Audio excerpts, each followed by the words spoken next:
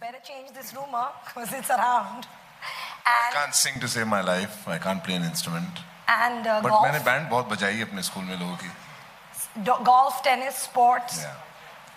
Yeah. So we play a lot of tennis. In fact, all the stress at work comes out on the tennis court in the evening. We've been playing tennis for years, and we used to swim for Delhi. So sport is a part of our ecosystem. Yeah, band वहाँ बजती है हमारी tennis court पे. Good. Falguni, Shane, you guys are married and you work together. I work with my brother. It's completely different because I mean it's a blood relation, so you can't really end it no matter what happens on the job. Yours is like a trickier situation, and I mean there's more to it than you think. So you want to like tell us, give us some tips on how you do this? Shane, I think Shane will talk. Yeah, I hope I don't say something wrong out here. But I think it's in a way it's good. I think most of the fashion fraternity, I think they're brothers, sisters, or and brothers and husband and wife. I think it works in a way, and in a way it doesn't work. I think you don't get your space, but rest everything else works. He said it. He just had to say it. No, I think it's always worked. Yes, we do have arguments and stuff, but eventually what comes out of it is amazing. So yeah, we've always loved it. It's very sweet. Tarun, Yes. you are like the king of drapes, the Renaissance man. You've designed homes, interiors, hotels. You're doing a TV. Talk. Tell me what. Doing a TV you're job? Am I? Designing a TV. That was something silly many years back. So what are you doing now? What are you planning to venture into? Right now, actually, we've just finished a line of carpets, and we're working on many homes. And I'm actually trying to bring everything into a single lens, so that it's kind of one point of view from the fashion to the home, which means the bride will become much simpler, because I think that I've been around enough now to now go to the next level where it all has to be one vocabulary, whether it's evening or day. The structured draping, the things that I like from the Kumbh Mela and watching people in Kutch into structured clothing, as opposed to, I think that now in India we've got to sort of leave the costumes of Royal India behind a bit, because it's a bit now, it's the same portraits and it's kind of all stuck in time. So that's what I'm working on at the moment.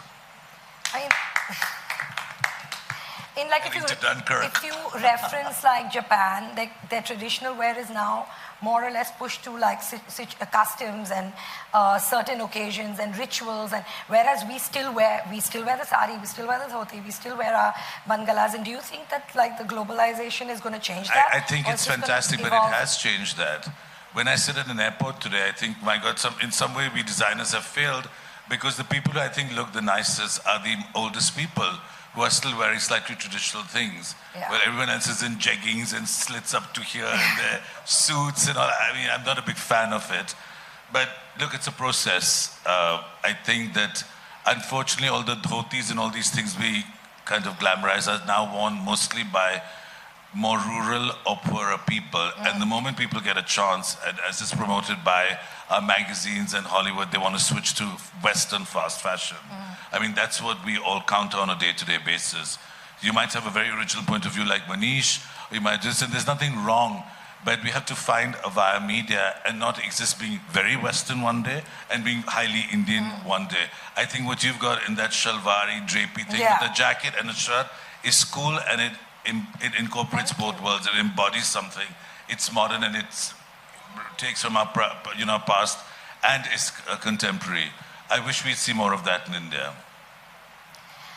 This is a question for everyone. The bridal wear, the wedding season, which is so akin to India, like this, we have a season where people get married. In the sense, like, do you all is doing bridal wear an economic choice most of the time, or do you actually want to make clothes for brides?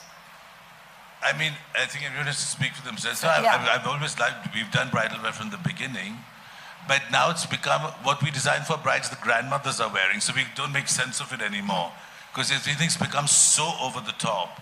And very often you'll see a bride, she's dying to change into rubber chappals and a little black dress in 2 hours. So I think people have got a bit carried away with, we are a nouveau society today. Yeah. And I think that if people went back, if you look at the old Rajwadas and all. I mean, you know more. I don't think people dressed like this unless they were purely sitting there ceremonially for show. But today, the Pandit moves off and the DJ is being wheeled on and people want to dance. So we're in a different time. We're in a time of transition.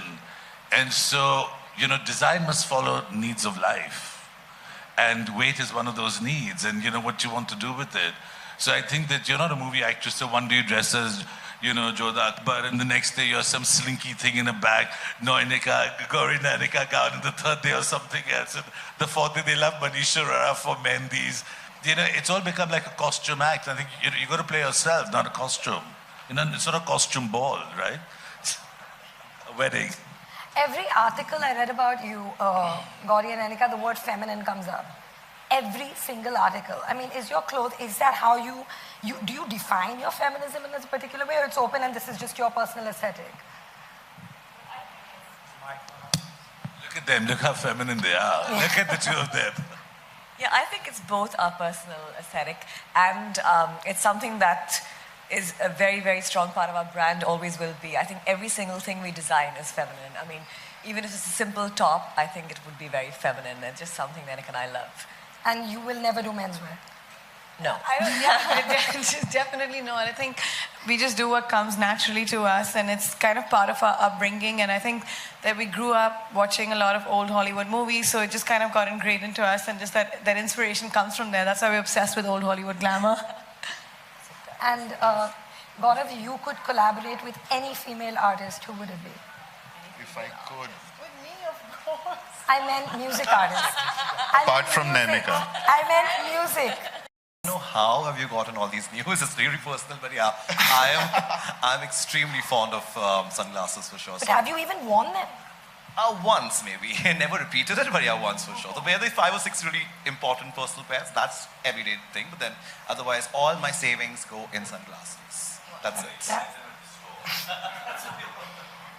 Falguni, you and Shin, you've worked with a lot of celebrities, and Lady Gaga and Gwen Stefani. And what's like the weirdest celebrity request you've ever had?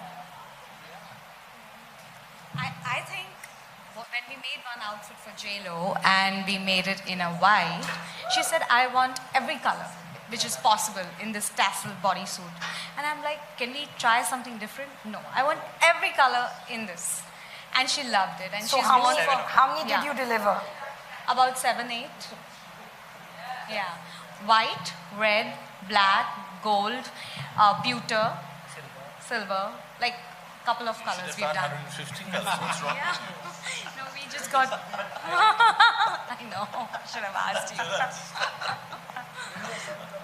Yeah. Shantanu, Nikhil, if you had to dress any particular celebrity today, Indian or international, who would it be? And why? So it's a tough one. I think we are still evolving as a brand, and our taste continues to change and hopefully evolve. I don't know. I can't think of anyone at the moment in my head. We're I guess focusing on just making the product better. Okay, so I'm going to change the question. It's a tough question though. Huh? If you had to collaborate, obviously not with your partner, but with anyone else on the stage, for a collection, who would you pick and why?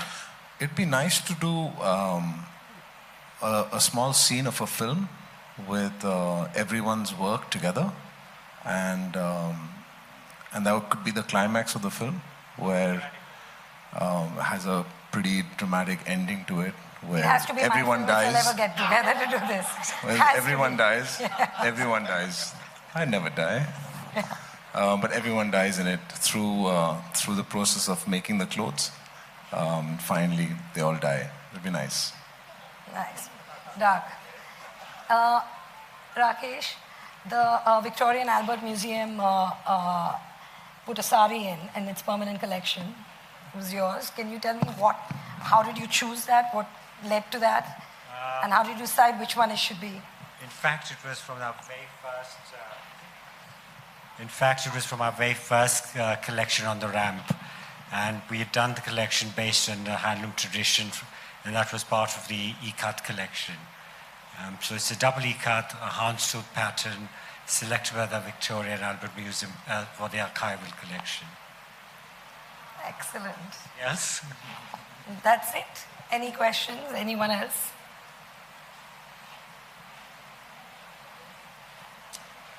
No. Oh, there is one. Yes, please. Hi, my name is Jigar. I'm from Mumbai Life.